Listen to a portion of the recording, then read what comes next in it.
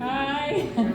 Thanks so much for coming. I'm going to introduce you first. I'm not going to say much. I'm going to introduce you to Quivo Dwyer from the AAEX, and she's going to tell you a little bit about the project.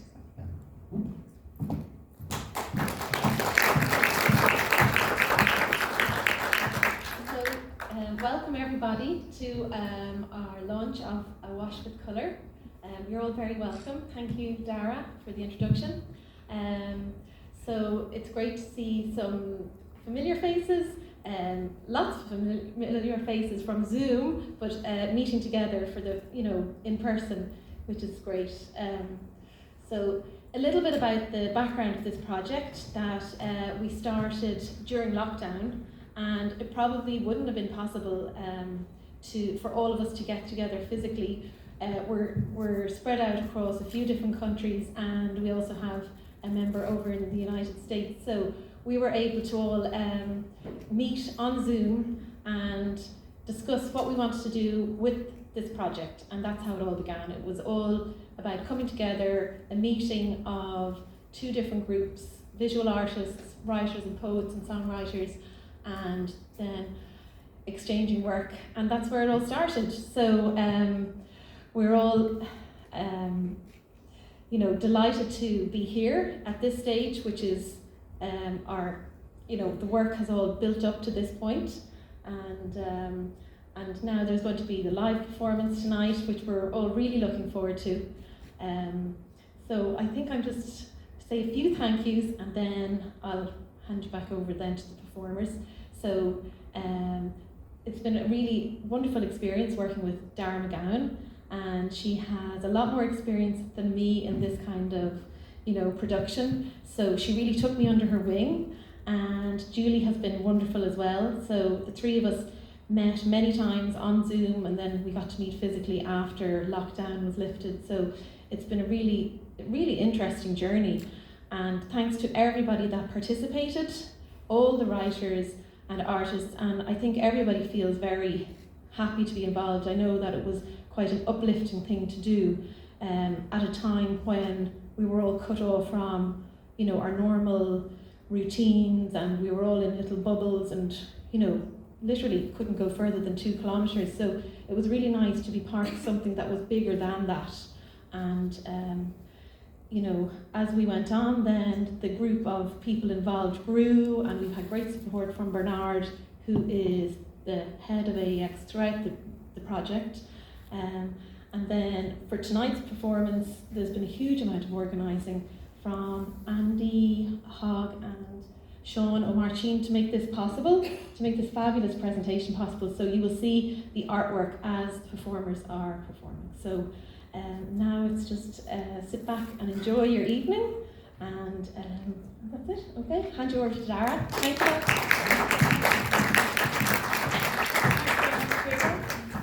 I'm going to be the one that's doing all the rubbish talk in between.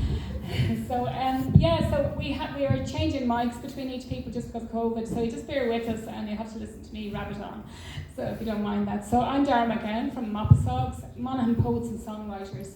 We have been established since 2010, so it's 11 years, and a lot of work and a lot of people come through us. We were only delighted to be asked to partake in the project. We have done a few collaborations before, but nothing as amazing as this. I have to say, it's been just such an incredible journey working with Quiva and Julie and all the gang from the AEX. So our first act tonight, if you want to call it that, our writer is Angela McCrossan. So put your hands together, please, for Angela McCrossan.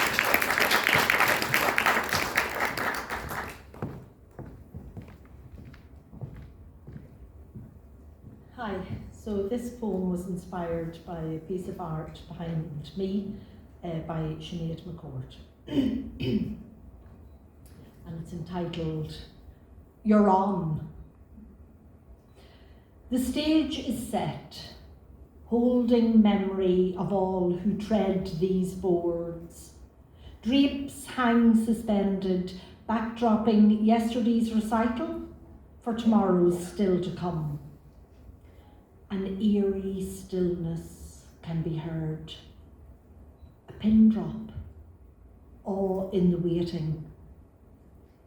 The thrill of centre stage draws the brave to take the plunge, a dance full of dreams, with splashes rippling out, going to the depths of hearts and souls, who, from creaking seats, meet their own journey with an internal performance.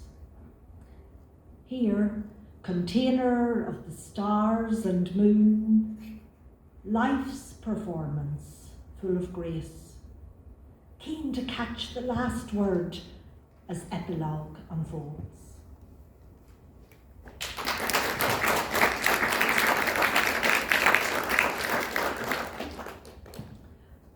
And this next poem was inspired by Jenny Slater's art. Life's intricacies. We never quite know how roots will behave, what terrain offers to grasping strands spindling down in search of holding. Mystery unfolding, each step urges us on to emerge from small beginnings, full of vigour towards the new.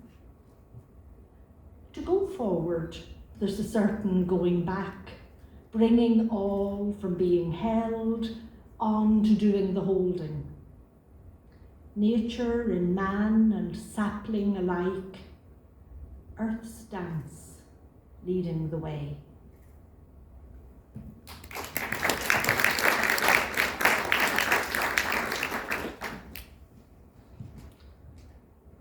And this next poem, Antrim Coast, provided Una Curley with this response.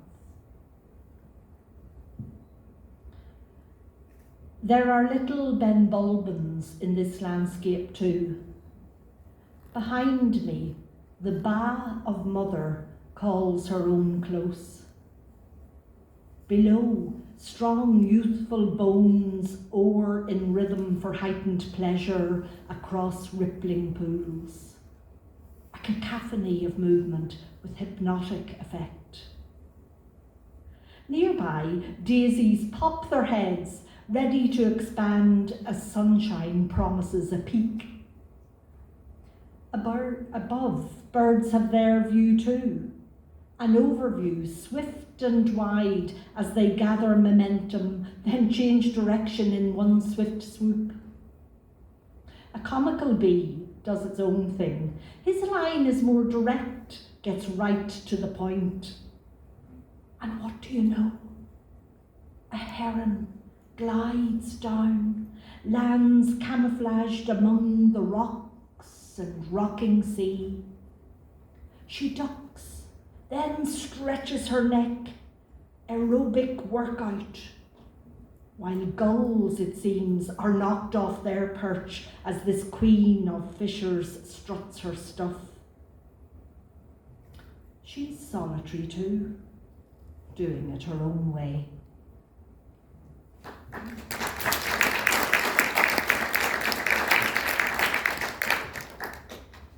And this is a short story called The Golden Bowl, and it inspired Susan to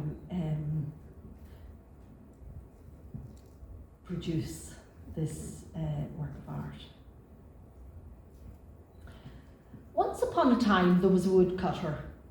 He liked nothing better than walking through the woods, tending and talking to his trees. He knew them well. Every branch bowed to greet him, such was the respect each had for the other.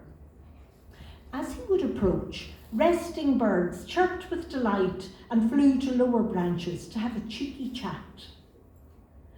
All was well, except for the woodcutter's little bubbling of discontent at realising that he was continually saying no to nature's advice of being all that one is designed to be. It was not that the woodcutter didn't dream or long for a singing voice, but he denied himself such pleasures, telling himself to keep his head down, low.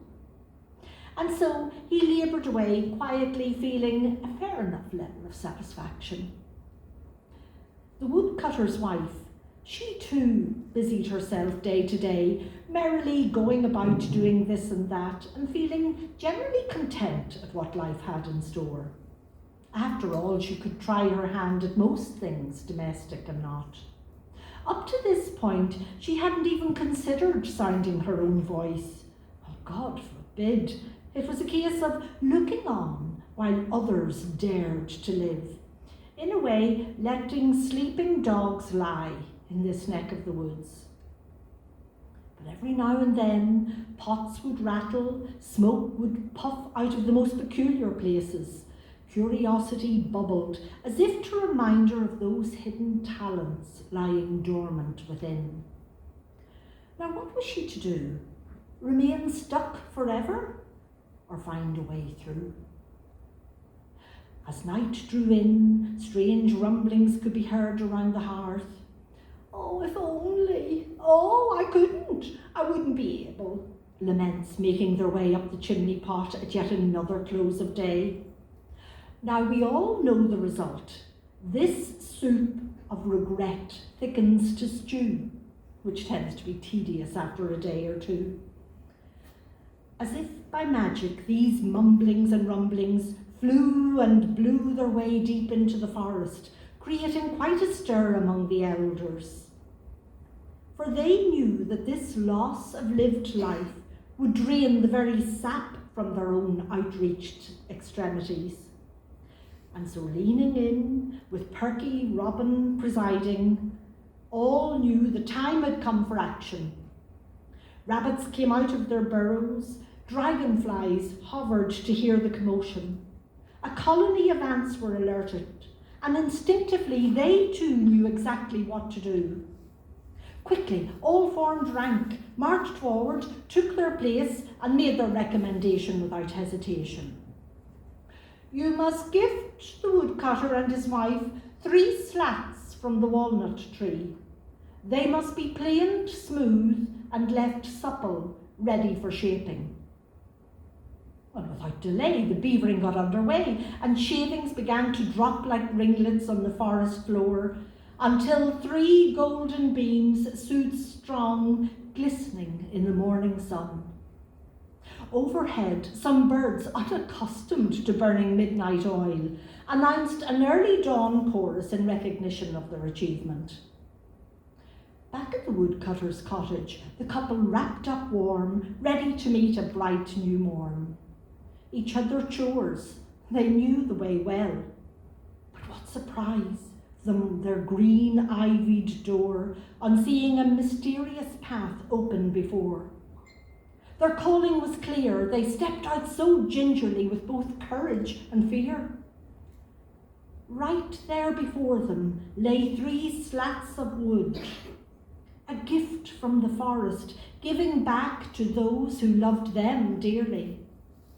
With both arms they gathered them, huddled in close, in union and chant, as the slats now shaped into a wide walnut bowl, a treasure to keep. With buried red lips ready to kiss, a message resonated throughout the land. This bowl is a trophy for taking the risk. It celebrates life that is truly lived. It's waiting for you, and it's waiting for me, willing us on to stay on the path of adventure and love.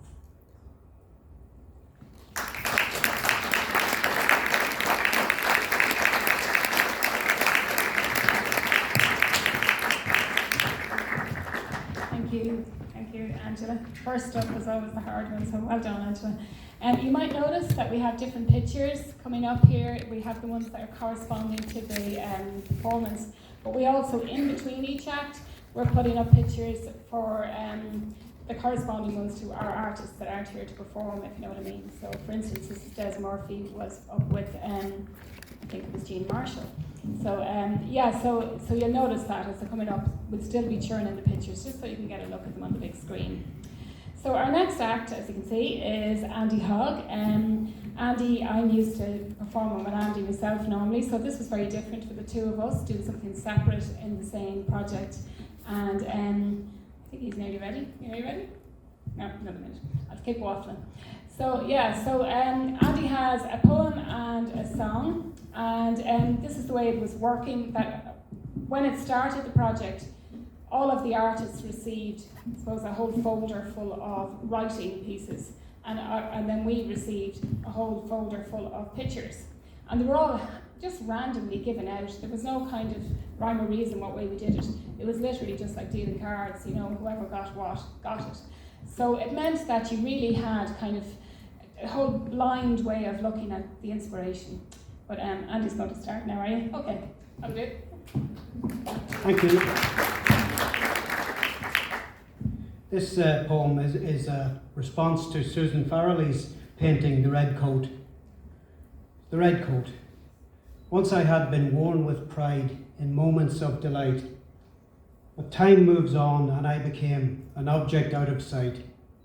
Years go by, here I am, still hanging on the door. My heart is ever filled with hope, will I be worn once more? I was that shield, a welcome guard, against the bitter breeze that whistled round the avenue in the winter freeze. Although I am no longer new, with pockets spread and torn, I hang and wait upon the time, till once again I'm worn.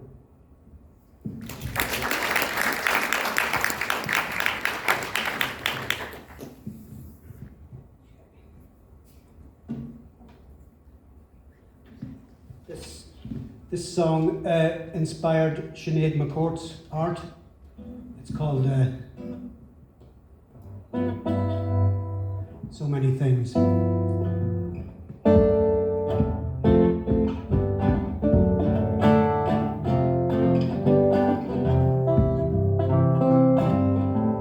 Out with the old and in with the new. I'm making a change and starting with you. You wouldn't do it right by the book, so I'm telling you now, you're gonna sling your hook. So many things I got to do. All of these things, they don't include you.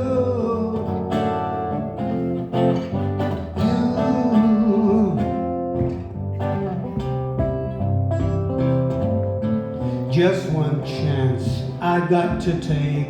All of these chains I've got to break. So many things I got to say. Don't need your robot to get in my way.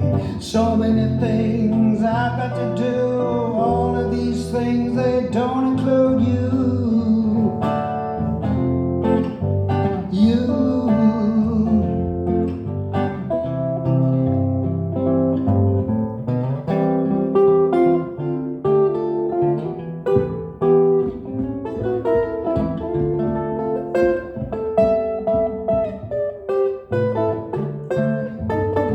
So many things I got to do. All of these things, they don't include you.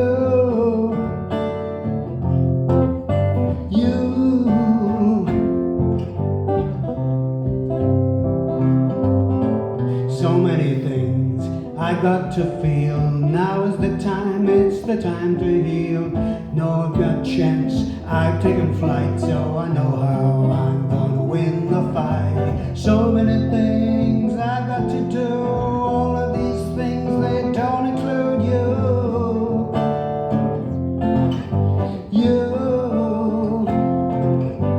So many things I've got to do. All these things, they don't include you.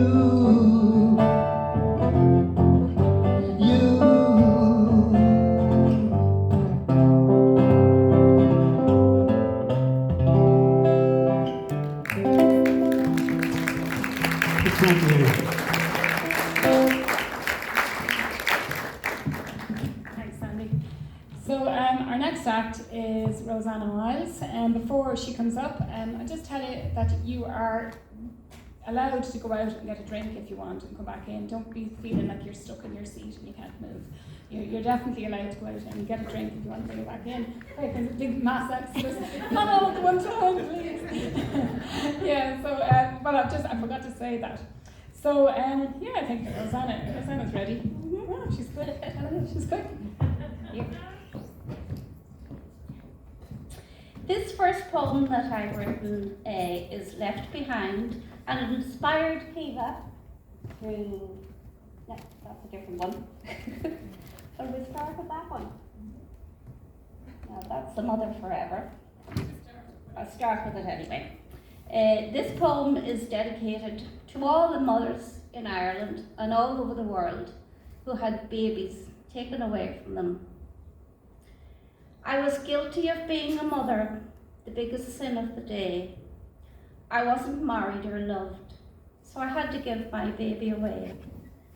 Only a mother knows the pain of letting go of a beautiful baby girl that I will never know.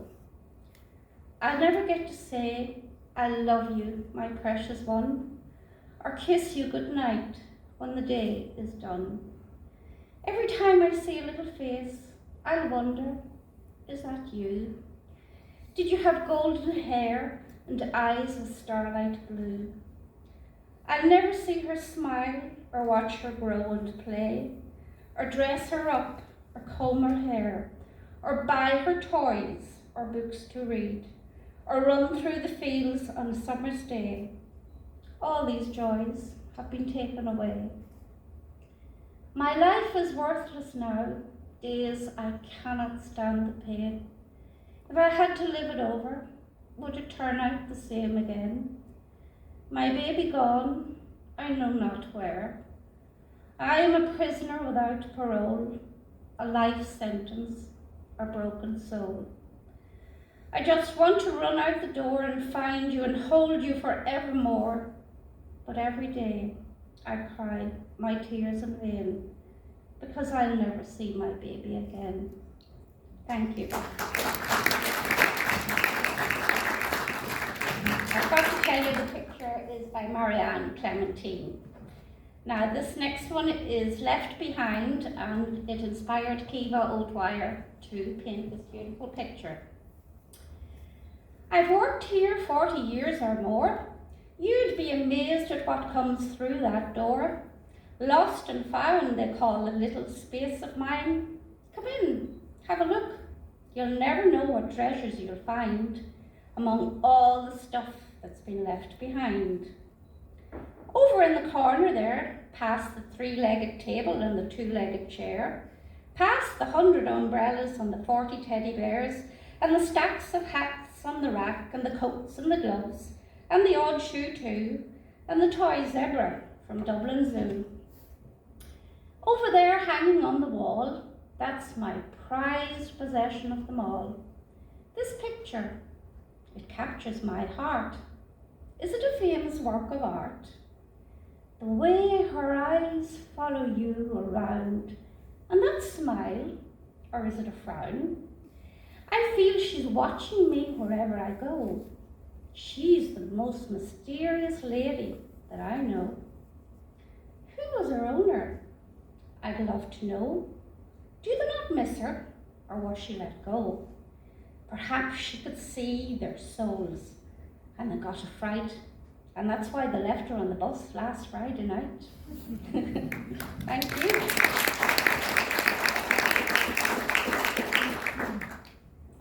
The next one is by Marianne Clementine again.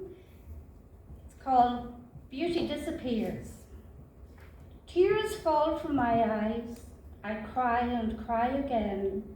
What have they done to this beautiful earth? It's on fire with pain. The silent sheep, they stand and stare. They don't understand why nobody cares. The mountains, seas and lakes, now barren and dead. The crows fly and land like vultures around my head. Is it too late? Life goes on until it can go on no more. The birds will sing, the flowers will bloom, the earth will give as long as it can, until the destruction of man kills its life breath. Thank you. And the last one is in response to Samantha Brown's pictures of, entitled it, The Light of My Life. The light of my life shines far and bright. It illuminates the dullest day and casts dark shadows away. No more fear or hurt or pain. A ray of light can bring hope again. Look for the switch that can be light up your world. Don't sit in darkness and never be seen. Life's a reality. It's not just a dream. Thank you.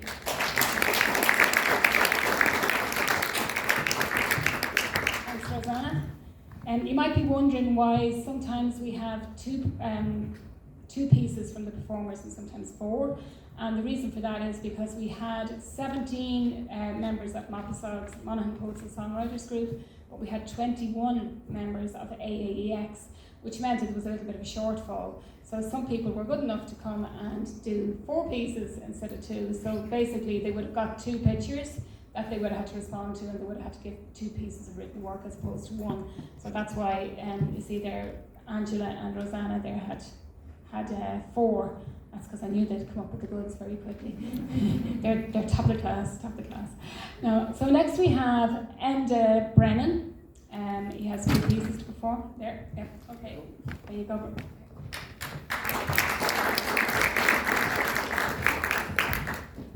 Evening all. It's that time of year again when mice are looking for somewhere warm to stay.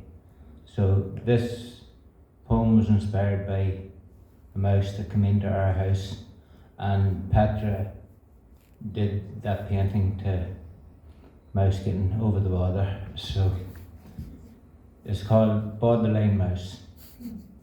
A hairy, scary little mouse by chance one day came in our house and terrorised and scared my spouse.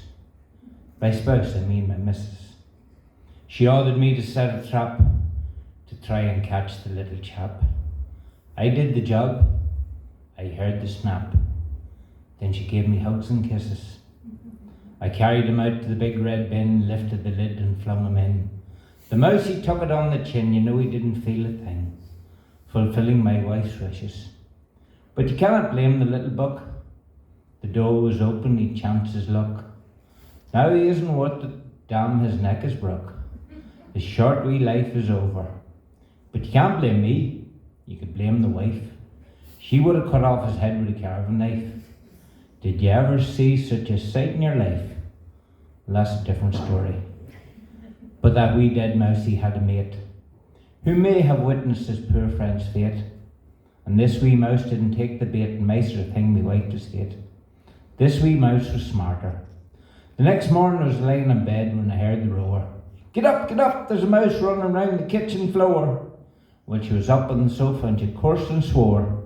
Will you catch that little fecker? Around the kitchen the wee mouse drifted. He seen the trap and I think he sniffed it. But this wee mouse, he was gifted, and he wasn't for being caught. He toured our house for about a week. Every now and then would hear a squeak. The chance of capture was looking bleak, and then I had a brainwave. I got a plastic bottle-shaped container. To me it was ingenious, complete no-brainer. The mouse would never see the danger. Wife said it was a bollocks. How the hell would you catch a mouse in that? He'll just run in and he'll run straight back. But I had another plan of attack. I'd apply some science. Inside the bottle I put some cooking oil. The mouse's escape plans I would spoil. And the wife would say, I like your style. And I would be a hero. I set the bottle down at a gentle slope, one where I knew the mouse would think he'd cope, and waited quietly in silent hope that I would catch the rodent. I heard him go in and jump about. I heard him scratching and scraping, trying to get back out. When I looked in, he was very down in the mouth, and he wasn't going nowhere. I threw him in a bit of cheese, but he didn't eat it. I think the wee bugger was just frustrated about the way that he'd been treated. But I thought he was lucky. You see, I hadn't got the heart to kill him, and I couldn't bear to hear him squealing and getting caught. Sure know the feeling. So I just let him go. After all, he had been called to order. He wouldn't bother my lady any further. So I took him off and I dropped him over the border. Goodbye, little mouse.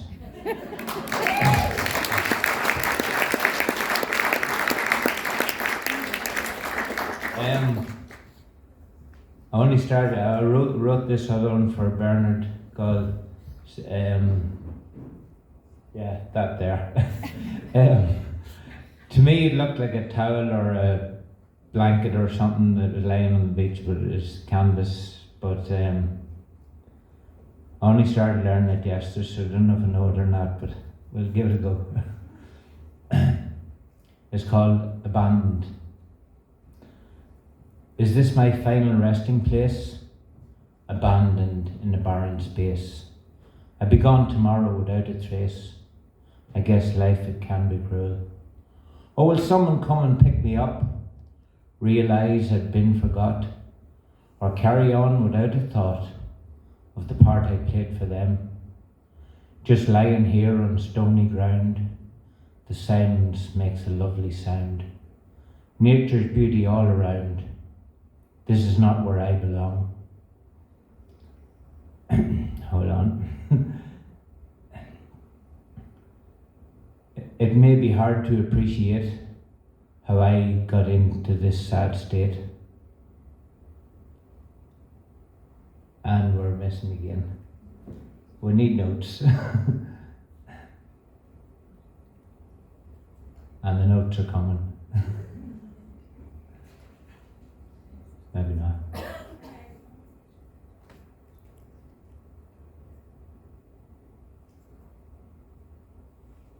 My time is up, it's much too late. The path. My story it is written. I once was young with colours bright, kept you warm on winter's night. Did. Oops.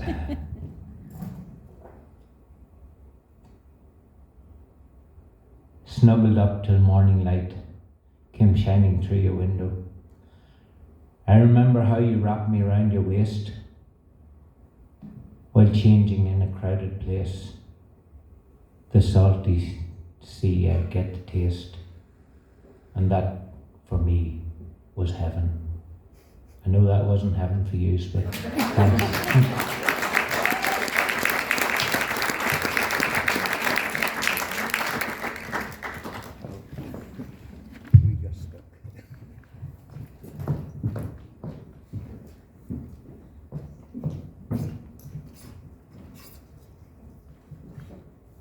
Right, this is the part that I was dreading because it's now my go. So my first piece, it came from I suppose I gave the poem to Julie Corcoran, who I know very well, and she did this fabulous piece. It should be Julie Corcoran's, no? Sister, is it? Yeah, Ness, or yeah? Okay, I'll get song first. Looks like okay. So this is about the urn here that was Aileen Jerkins, and I was inspired to write this. And the piece is called Spirit Vessel, and so is the song. Actually, no. In case I get cut out.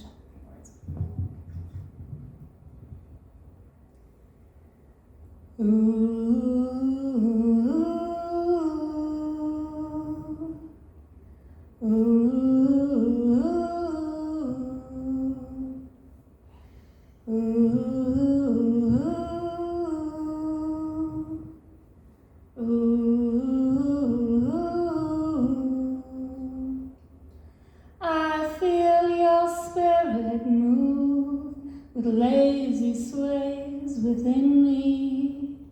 I feel your presence rest in hazy swades of grey. I feel you dancing rhythms that remind me of you and take me back in time before you went away. I see you drift and glide across my kitchen table. I see you float away before my very eyes. I want to capture you Within this sacred vessel, I want to feel you brush against my sides. Pour me a cup full of your sweetest kisses. Pour me a cup full of your words straight from your mouth. Don't let them drift or blow away or scatter. Don't let those four winds blow your candle out. I feel your spirit move with lazy sways within me. I feel your presence rest in hazy swades of gray. I feel you dance in rhythms that remind me of you. I want to feel you take my breath away. The time is ticking for me, I can feel it. Your heart, it beats a tune for me to dance. That time keeps ticking day on into night now. Each dancing step, it draws a new advance.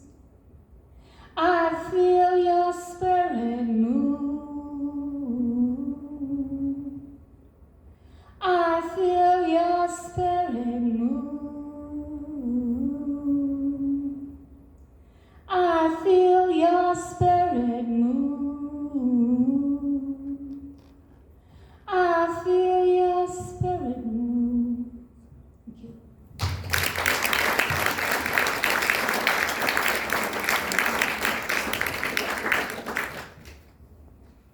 There it is. So this one is, I wrote the poem and Julie Corcoran did the lovely picture. So this is called When the Kitchen Grows Cold. I will wait for you to lift the latch, shake off your boots in the porch, and pour yourself a mug of tea to warm you to the toes.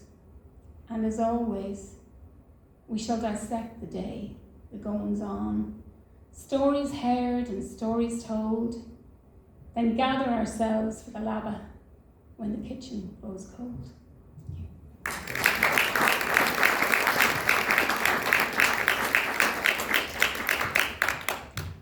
So this piece was given to me. This is a piece by Niamh O'Connor, and I wrote the poem that goes with it. And the piece she did was called A Smooth Path Ahead, which I didn't know at the time, but anyway, it worked out. So I seek release. I am caught, constricted, flight suspended, strapped, feeling fraught, wicked from fright, entrapped, tensions taut, restricted, a calmness sought, depicted in my sight, emotions overlapped, breathing tight, I seek release. Thank you.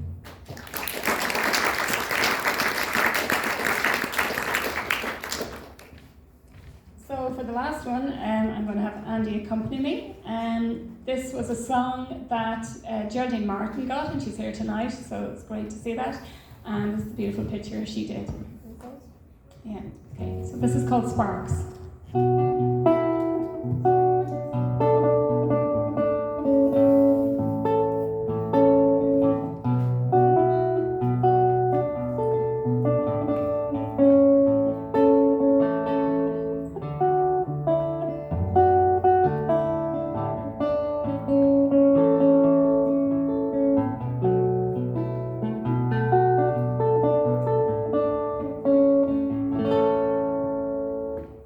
Sparks fly when we rub together. Sometimes we're like stormy weather. You push me higher, right to the wire, and I don't know where this is going.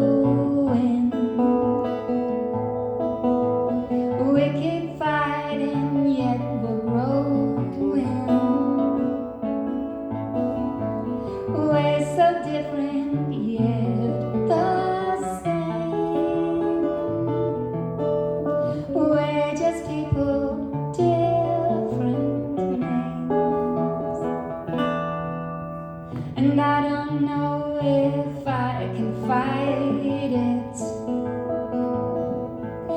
See, I'm bursting inside, trying to hide it. And now I can see black from white when my eyes are so shut tight. Sparks fly when we wrap together. You question, I say whatever it takes to get us there.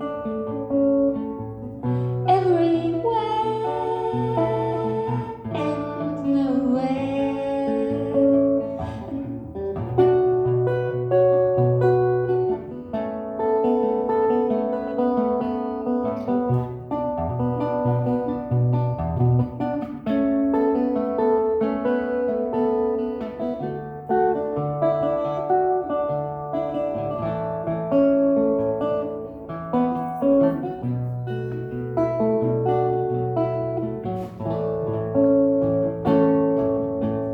And I don't know where this is going.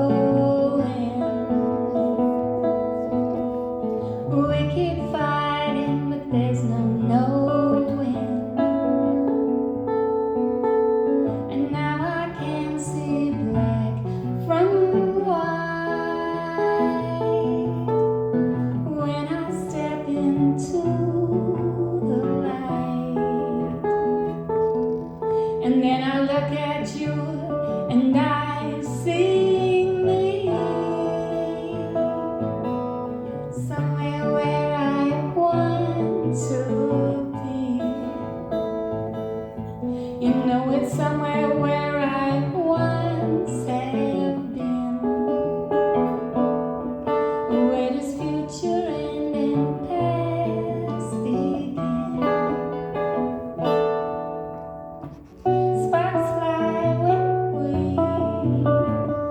wrap together. Sometimes we're like stormy weather. You push me higher, right to the wire.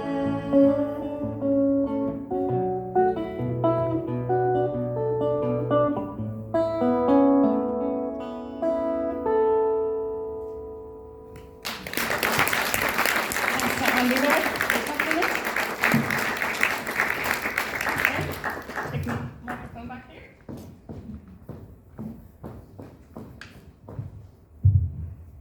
Whereabouts was I? There it was. Can't find my spot now. This is what happens. Yeah, hold on. Okay, so our next performer is, I think it's John Nutley. Are you ready, John, to go? We're just going to change the mic for you, I think. Oh no, we don't have to change the mic. It's ready to go. So, ready to go. Okay.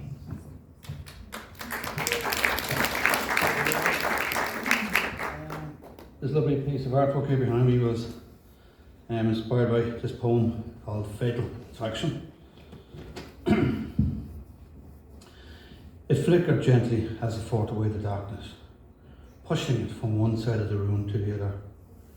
Out of control, but there again, maybe not. Almost silent, this long journey downwards will take some time. Warm, cascading shadows mellow into the darkness. But nothing had interfered with it until it drew the attention of the moon lover. There ensued a crazy dance with turbulent waves, casting ghostly shadows around the room, hovering in and out, almost taunting each other.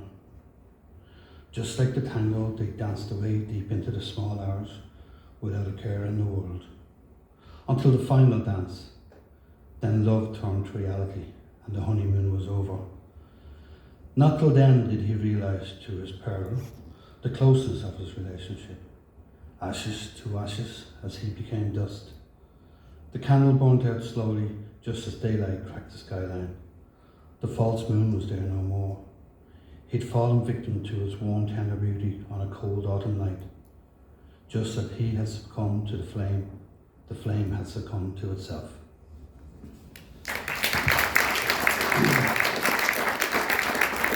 I have to write about this lovely piece of artwork here by Hedda Cassidy, and I wrote identifiable or not. Ragged edges, stressed look, disregarded piece of metal from a war machine perhaps. Its nothingness as clear as a child's mind, tarnished only by its surrounding and its eagerness to learn, etched by its own future. So should this object be identified as it sits upon the gallery wall, or should it be left as it is, so that its own inscription to be deep within the recesses of the observer's mind, thus initializing its own narrative? Thank you.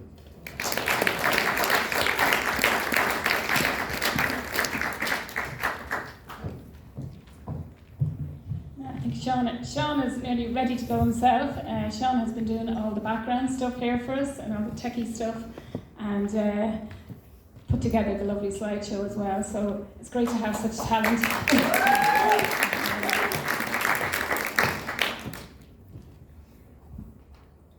Hi, Anne-Marie Savage painted this beautiful painting in response to this poem. It's called High King. A flock of unshorn white thorn stand huddled in a hilltop hollow, looking down over the loch field that dips its toes in the clear water. He lies among the thorny boughs and peeps through rabbit-run gaps at invading, grazing cows dotted here and there. He stares as they slowly creep forth up grassy slopes, these lazy, lumbering marauders in well-formed plan surround the ancient fort of High King's command. The lookout on the highest branch chirps loud warnings as he calls for warriors, for Fianna, Oisin, Finn, stand at arms, prepare to defend, while the two swans on the mirrored lake scarcely notice their king's pending doom. A soft voice carries on the gentle air, telling of the late hour, and calls the High King from his besieged doom. The battle must now await the passing moon, and on drowsy lips a whisper cries, tomorrow victory will be ours, as he closes sleepy eyes. Thank you.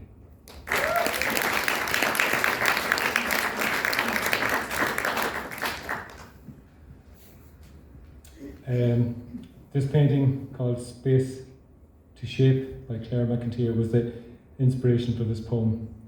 This poem is called Marked Perfection. Standing, looking wistful into the soft reflection, watching her watch her, hair orange-red in the evening sun, pulled back to a quick knot. Loose strands draw her eye down, and delicate gold necklace glints. Raising her hand to gently brush the shop tag still attached, resting snuggled to her breast aside. Her gaze falls slowly and lifts. She feels the printed silk smooth against her skin, dreamy, contemplating, then stop. Her eyes stare, looking deep into the sudden cold reflection. Down deep through the glaring glass, she sees it. There near where the label lay, drawn on porcelain skin, the faded mark, the assault on her essence, her femininity, her perfection. Thank you.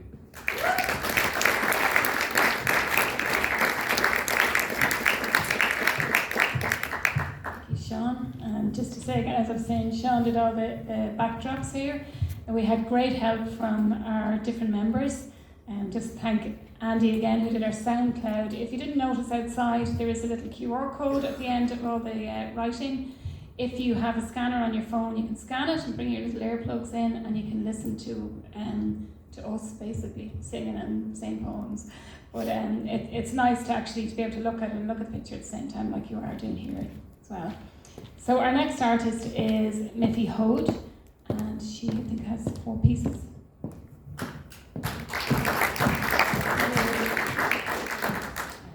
So I'm going to read you 3 poems, and I'm going to sing you a song.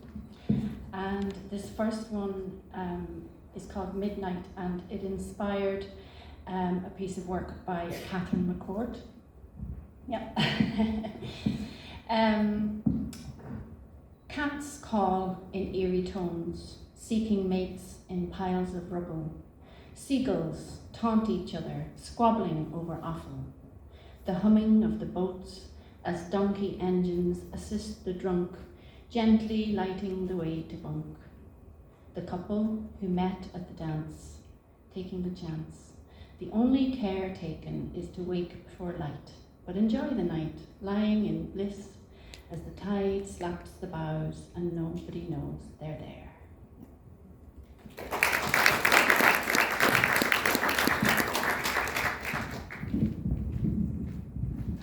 Thank you. I wore heels, we don't get out much. Thanks, Andy. So this is a poem called Welcome New, and it inspired Jeremy Slater's picture here behind me. Throw open all the doors, allow the sun to shine, let life breathe and blow away the dust. Shake the dirt from the welcome mat and spread new linen on the bed. Let second chances prove their worth, hear children laugh and play. Walk firm to feel the earth, but don't forget the lessons learned. Paint the structure bright and new and straighten crooked photographs. Feed the crumbs to the birds, and above all, don't hold a grudge.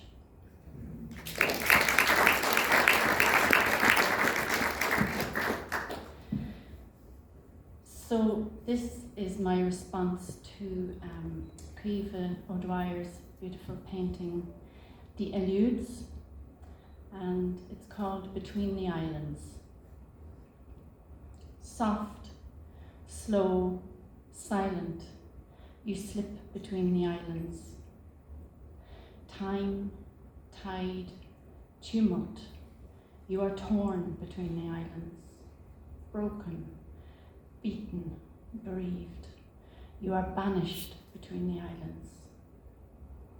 Melt, move, meander, you emerge between the islands. Rest, recover, rediscover, you are reborn between the islands.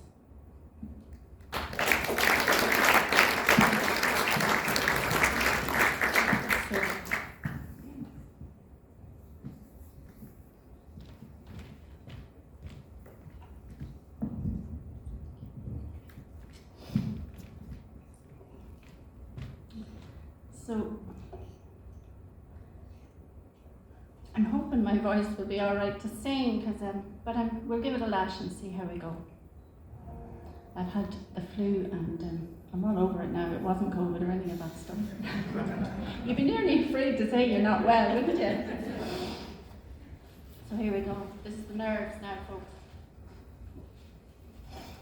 So, this is my response to Michael Stafford's painting, The Seeker. And this is Come On Out of Your Shell.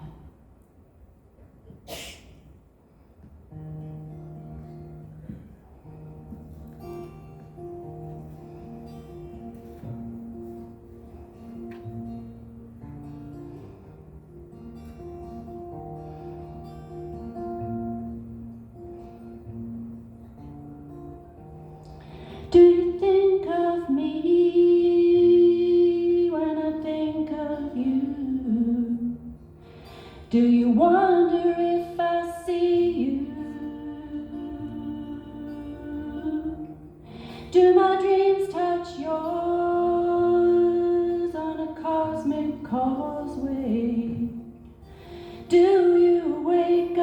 shell.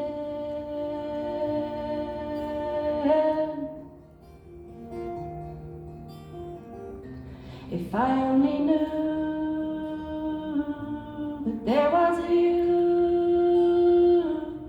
if you only knew that there was a me.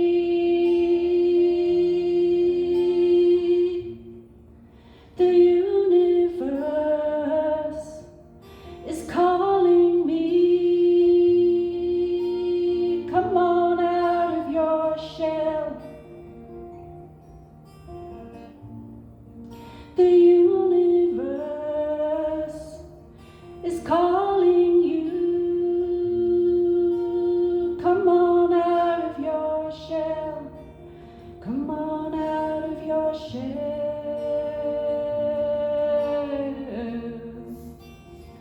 All will be well.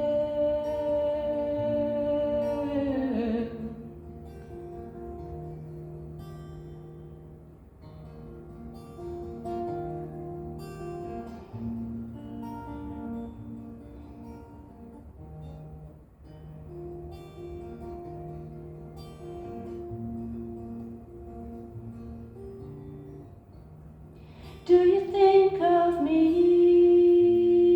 when I think of you? Do you wonder if I know you?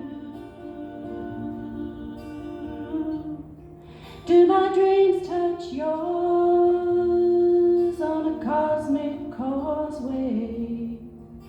Do you wake up wishing?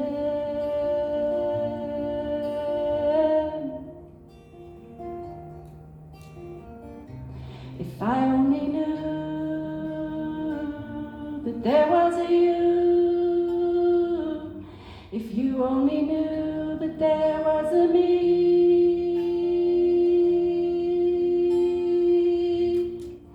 the universe is calling me. Come on out of your shell. The universe is calling you. Come on out of your shell. Come on out of your shell.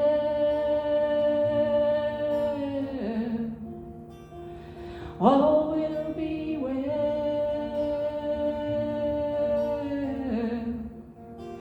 Come on out of your shell. All will be well.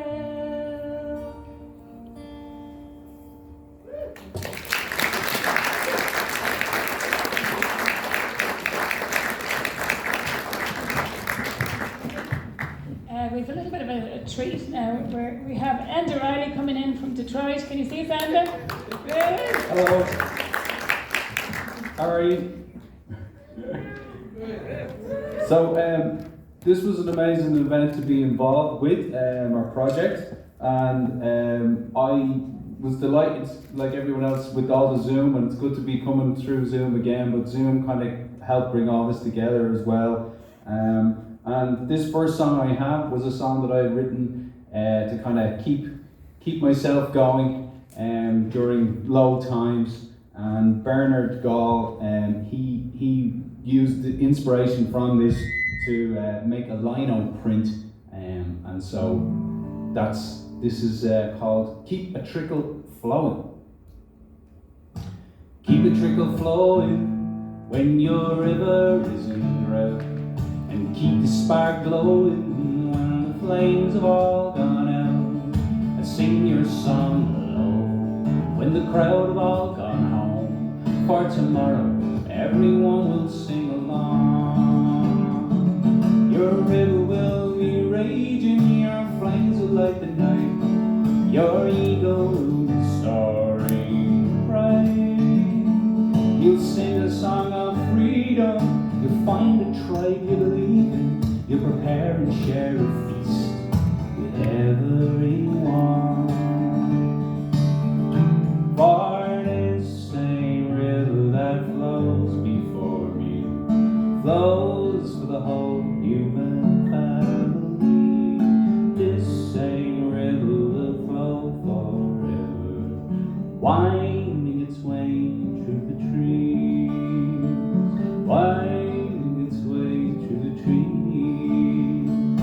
keep a trickle flowing when your river is in drought, and keep the spark glowing when the flames have all gone out, and sing your song below when the crowd have all gone home, for tomorrow everyone will sing along.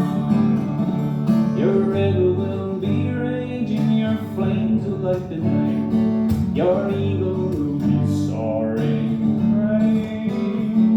You'll sing a song of freedom, you'll find a tribe you believe in, you'll prepare and share a feast with everyone.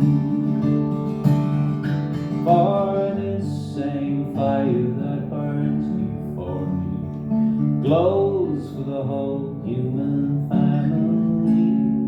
This same fire will burn forever with the breeze that blows through the trees.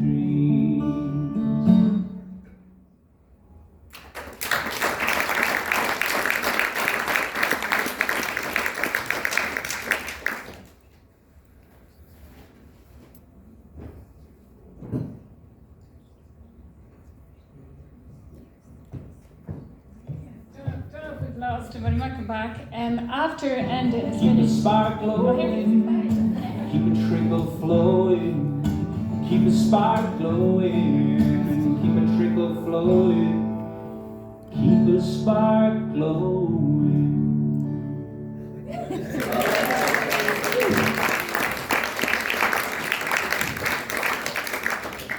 So I'm not sure if I lost you there for a second, but anyway, we're back. Back live, good. Lovely. So we have the second one that I had was Anne-Marie Savage did a wonderful art piece, and to me it was that I saw this big moon in the background, and I saw the light coming from behind the moon, and I was wondering where the light was coming from behind the moon. So that was what kind of inspired the lyrics to this one. So this is, where does the light come from?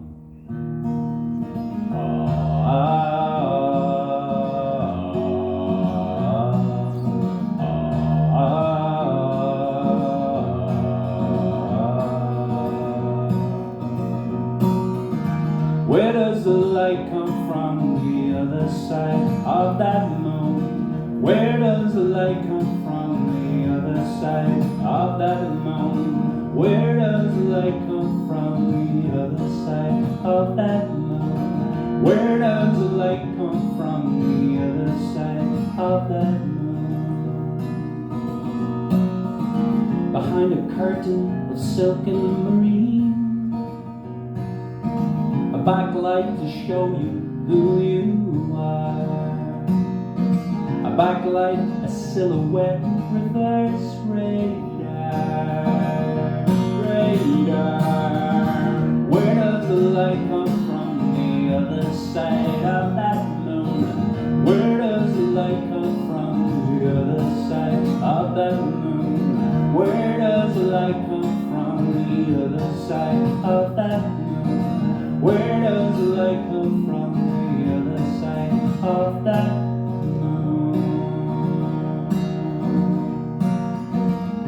20 days ago away, 20 days from now it'll hit shore with a booming crash and a flashing sizzle. What then? What then? What then? We'll see her in the watchtower sea.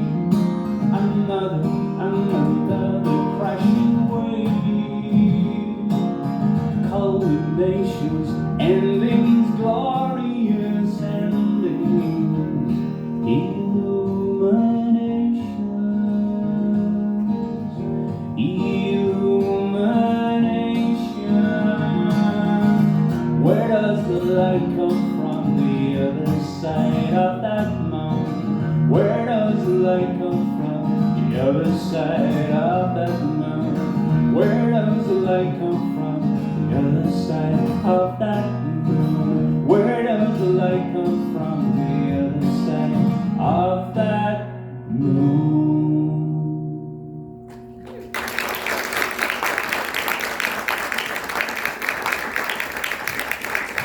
Brilliant, Monty. Have a great evening. Thanks, Enda. Thank you. Great. So we're going to show we're going to show Bernhard Gall's piece, which is Enda's first song. That's the lino print, and that's for Keep a Trickle Flowing. And then we have the other one, the light. Where does the light come from?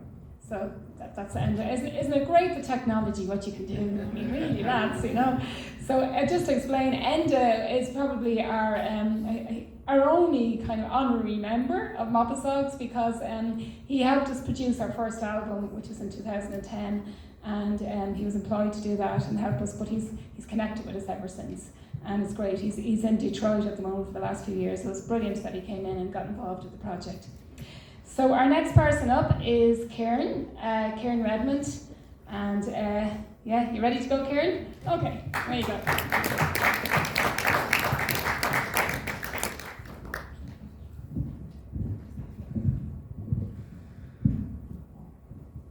This poem was sent to Jedwin Nahar, and she painted the picture that's behind me. Yeah, the bricky's gone up market. The old bricky limped across the plastic wooden grain, rich roasted coffee nosing in the air. His grey hospital stick, noisy Claxey's pain. He'd get a pensioner's breakfast. Treat for him. 2 toast, 4 pieces, a pot of tea and water for a spare. For less than €5, he feels as good as he can be. Backbent far too soon, but his hawk eye had me spied. Young Mr. Redmond, he chortled. I must have been promoted since my father died, said I. You heard that. What happened to his bees? Did you let them know when he passed away? Sure, you couldn't take a chance on that. I told them myself the very next day. You're looking well, said I, lying, trying to give some cheer. It's the tablets. I'm rattling, but I'm still here. The brother's not well. He's going to lose a leg and a foot. You'd expect that, said I. No, the other one. He'd only have a butt. Diabetes is no fun, says I. No, bleeding smoking, that's the one. Oh, I bet he's off them now. Not at all, he never even gave them up when he went blind. How is your missus?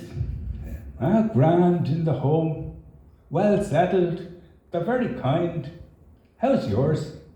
Kathleen drank herself away. I'm still finding bottles, even one today. I moved in with me daughter, I couldn't hang it on my own. The loneliness, you see, near drove me silly. I couldn't cook. Black tea and bread, bleeding piccalilli and cheese. Did you sell the house or rent it out? No, it was council. I just handed in the key. I see the stick. Did you get the hip or the knee? No, bone on bone. I'm on the list 2 years. I spend every night in tears. Jesus, the pain, I think I'll die. Next stop, that local. At least I'll be at the top of the hill. The bottom is far too wet to lie. Have you ever considered cremation? No. Never liked Dublin. Too far away. I'll hop in with Kathleen. I'll give her a fright. I bet you she'd still be cold. Oh, Jesus, great to see you, Jack, to cheer me up. It's a help. Great to see you too, young Mr. Redmond. God, says I to myself, sure, I'm 4 years older than you. See ya. See ya, Jack. Cheers, Jack.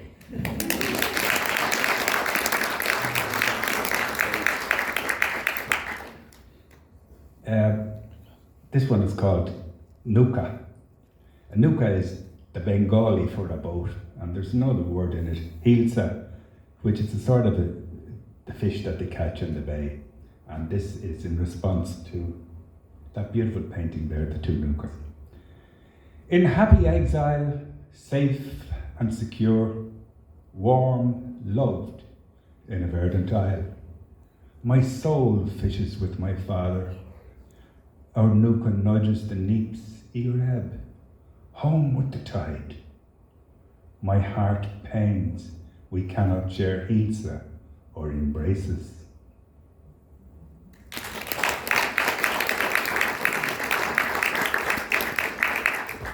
This, I sent the poem to Michael Stafford, and Michael Stafford painted this beautiful painting behind me, and here's the words that inspired it. I sit and gaze in wonder maze and watch the hand of God paint a sunset of fire. Forecasting shepherd's joy, behold flaming embers glow, clouds ochre scurry by, islands in celestial art, colours mingling, fusing slow. The pink apple blossom sprinkles blushing snow on the verdant lawn, virtual reality in real time, a matinee for every dawn gracing earthly souls. Infinite beauty paints, composing a heart, awash with colour.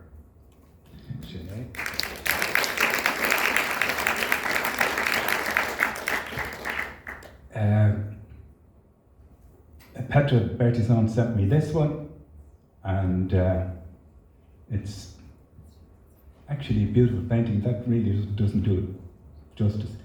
This one I called Fairies of the Forest Floor.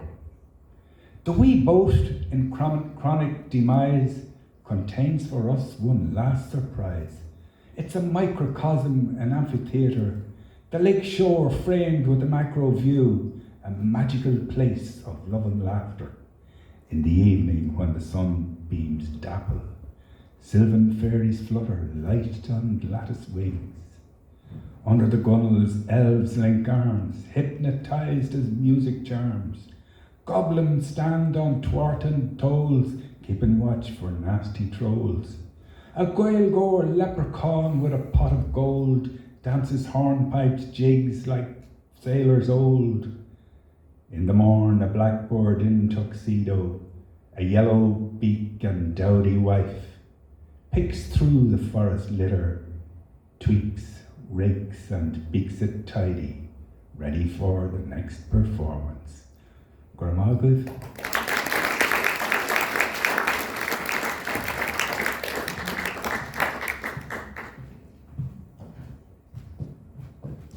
Thanks, Kieran.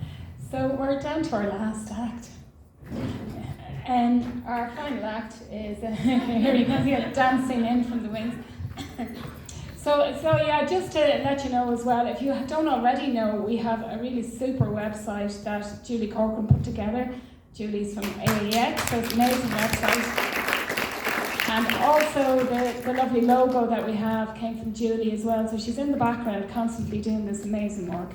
We've just been so blessed with the talents that are in both groups and the amount of work that went into it behind the scenes. You know, you just couldn't imagine the amount of work that went on, and it doesn't happen by accident, this kind of thing. It really takes a lot of work.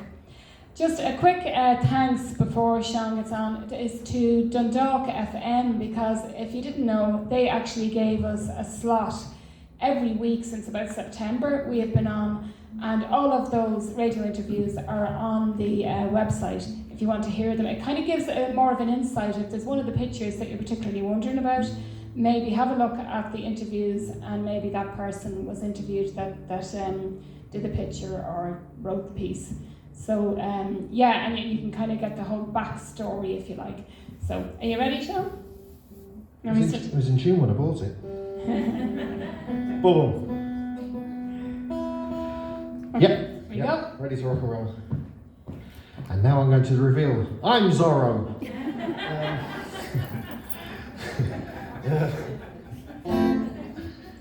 Actually, I thought I'd never get back because I was in the toilet and there was a sign there that said 2 people at any one time. I had to wait ages for another person to turn up.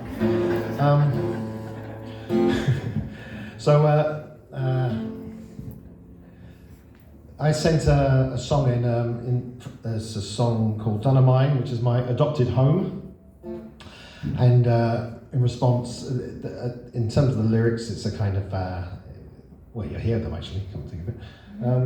But the transitory nature of life, I suppose, and Samantha Brown responded to that with this lovely piece of artwork here. So we'll start with this one. Okay, just.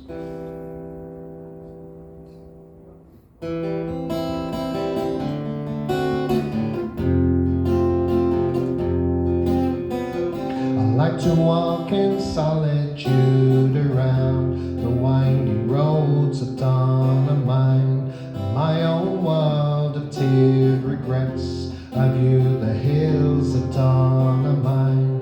I loved a girl with all my heart, and she was reared in dawn of mine. Illness came and broke our lives apart. Now I feel lost in dawn of mine. Dawn of mine, you cast a spell that caught my mind. Now I find I'll end my days in dawn of mine. I take a ride, I think I know, past ivy trees in dawn of mine. An unknown vista now on show. I'm truly lost in dawn of mine. Dawn of mine, you cast a spell that caught my mind. Now I find I'll end my days in dawn of mine. High upon a drumbling hill, a dairy herd is strolling by, always grazing as they go, looking like a two-tone festival.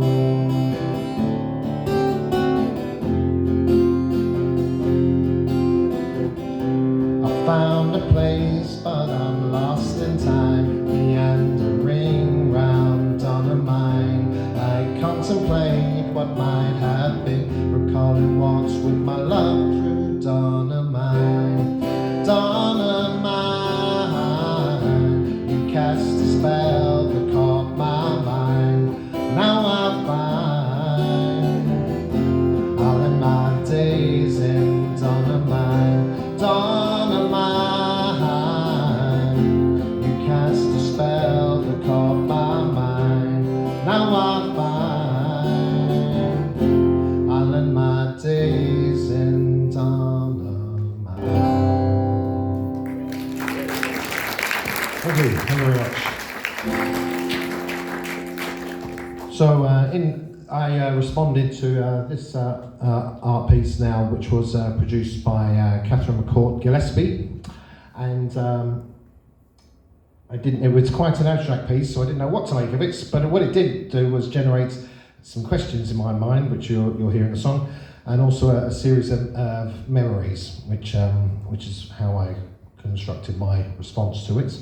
And it turns out that the discs, which reminded me, like a lot of things do, of the heads of pints of Guinness, were actually coins from a bar, because Catherine's family actually run a bar, and so I was closer than I thought. So there we go. So.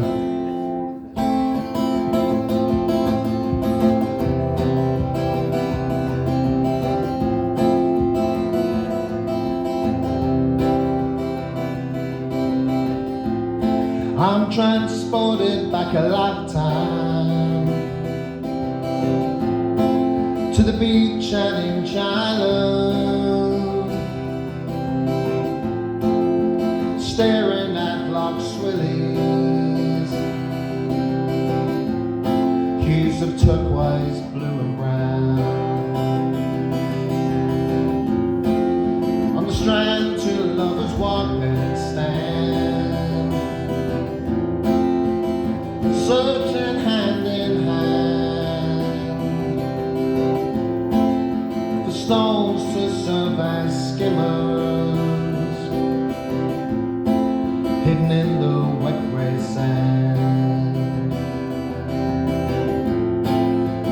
session in Rostrevor, where I've been none too clever, down in pints and chasers,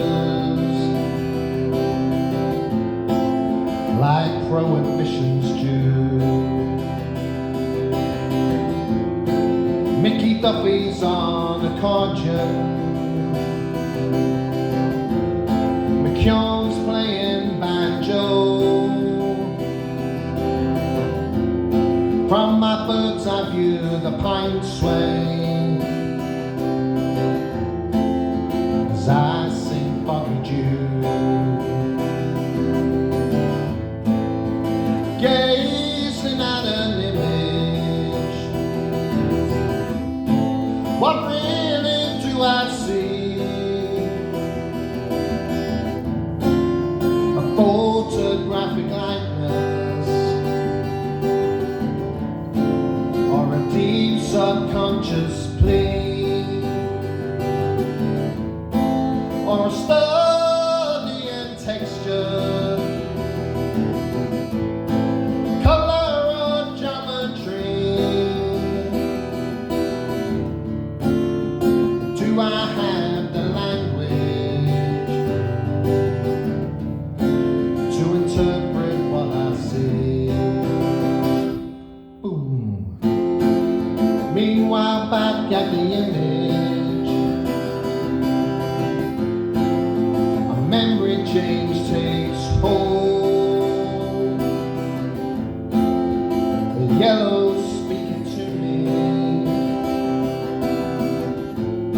I'm back in 1970, the year the Beatles split up. Chelsea won the FA Cup.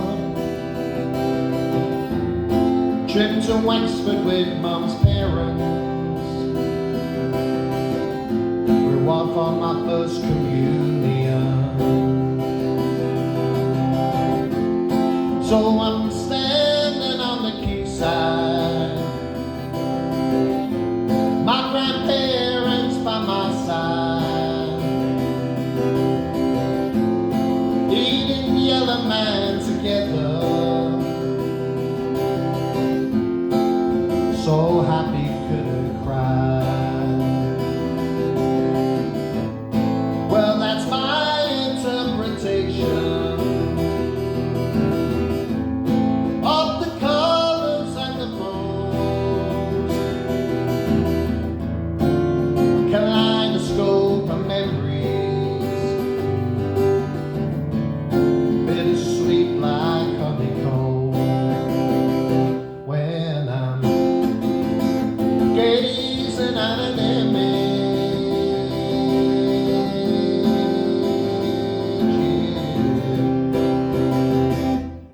Sinead?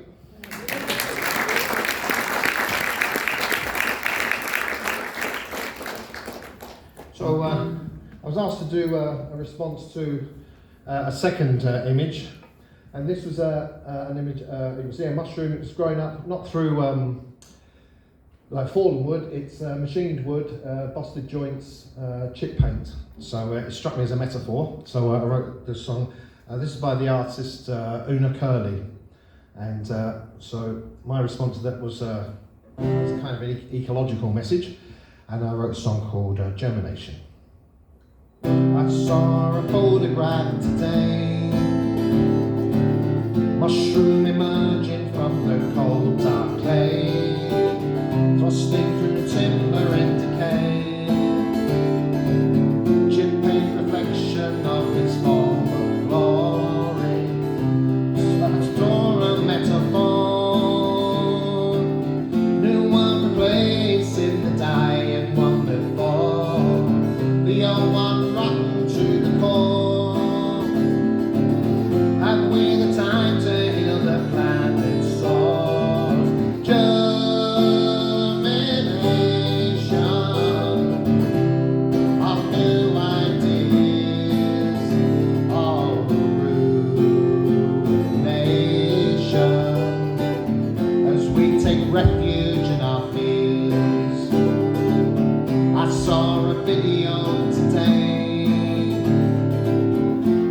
young refugees who were all screaming, the coffin ships of yesterday.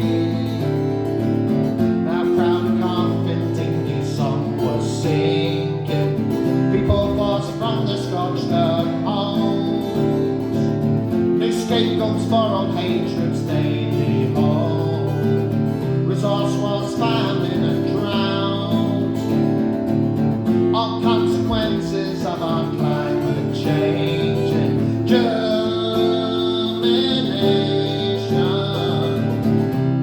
of new ideas, all ruination, and we take refuge in our fears.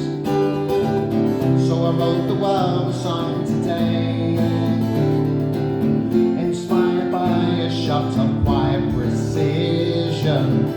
Nature is showing us the way.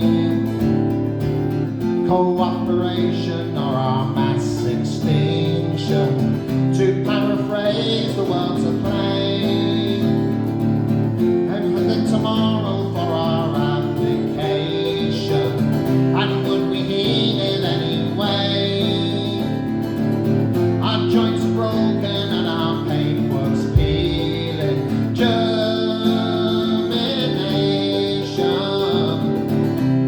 of new ideas, all ruination, as we take refuge in our fears.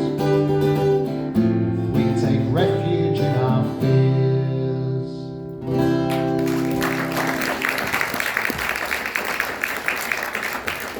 For a moment.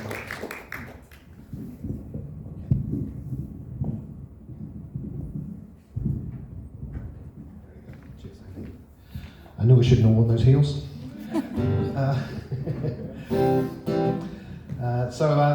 The final song now, which is a song I submitted and was responded to, a marvellous piece of work. And if you get a chance to speak to Tracy Fry, who's the artist, it's a very complex technique of layering up the various parts of which go to make the planet, and it's a fascinating process, and it was the response to a song I wrote called Cousin of Mine.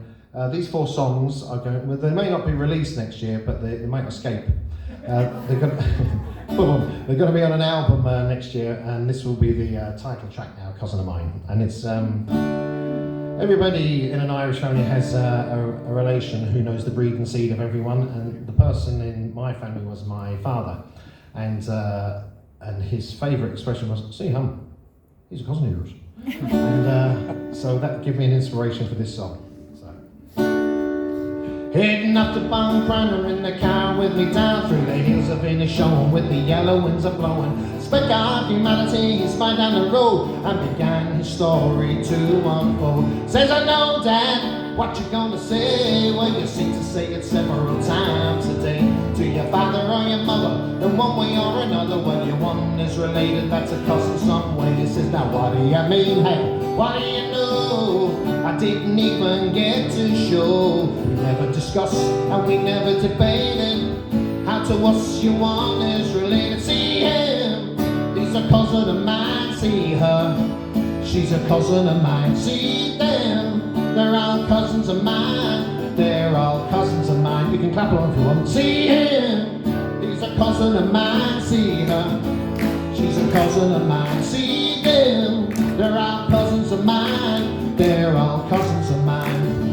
Well, soon I started thinking and I began reflecting. Well, my father, he does be understanding with a sense of metal, a sense of place. Sure, he was integrated into Inishowen. Now my people come from Donegal, Monaghan, Derry, Abdisha, Diaspora and Wexford Yellow Bellies. Now my family name, it comes from East County Clare. It's for dough since we moved from there. And you know whose family also came from there, from the town of Ennis, East County Clare. A family from the turnpike by the name of Grady, ancestors to the greatest Muhammad Ali. So Muhammad Ali could be a cousin of mine, yeah. Muhammad Ali must be a cousin of mine. You know he floated like a butterfly butterfly and stung like a bee. Ah, shit, that was my cousin Muhammad Ali. Yeah, Muhammad Ali must be a cousin of mine. Yeah, a free man of Venice and a cousin of mine. You know, we floated like a butterfly and stung like a bee. Ah, shit, that was my cousin Muhammad Ali. We're not all brothers and sisters, that's a bit pervy, but we're all related, can't you see? We're all descendants of the people from the Rift Valley, so everybody's related to me. So the next time you're blaming it on some other brother for homelessness, joblessness, crime or whatever, the latest scapegoat Muslim, Jewish or Gentile, is still your family, and that is fundamental. See him, he's a cousin of mine, see her, she's a cousin of mine. See them, they're all cousins of mine. They're all cousins of mine. See him, he's a cousin of mine. See her, she's a cousin of mine. See them, they're all cousins of mine. They're all cousins of mine. I'm sure they're all cousins of yours.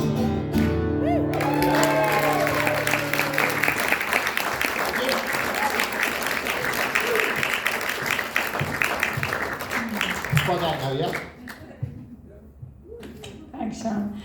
Thanks, Sean. So that's more or less it. I think Priva just wants to say another few words. She's going to come out. Are you coming out? Come on out. Sure, come on out. So, I hope you all enjoyed the evening. The performers were all fantastic. And a huge thank you to Iontas for hosting us this evening, and for Jackie. She's just been her vision for the project was just amazing. And without her, this wouldn't have been possible. So thanks very much to Jackie.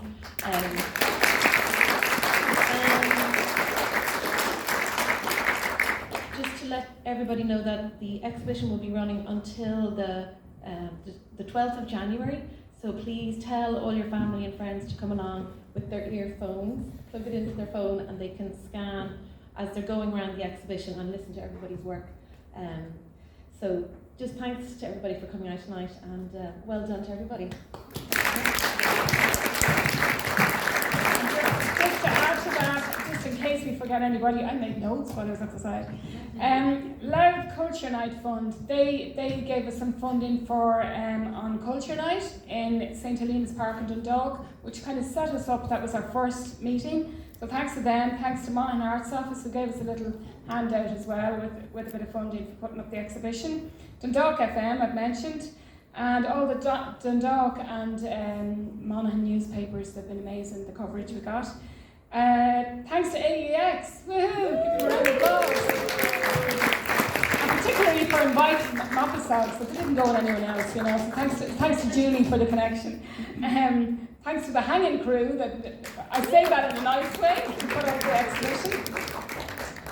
And can I have a big round of applause, please, for Andy and Sean, who have been working hard all night.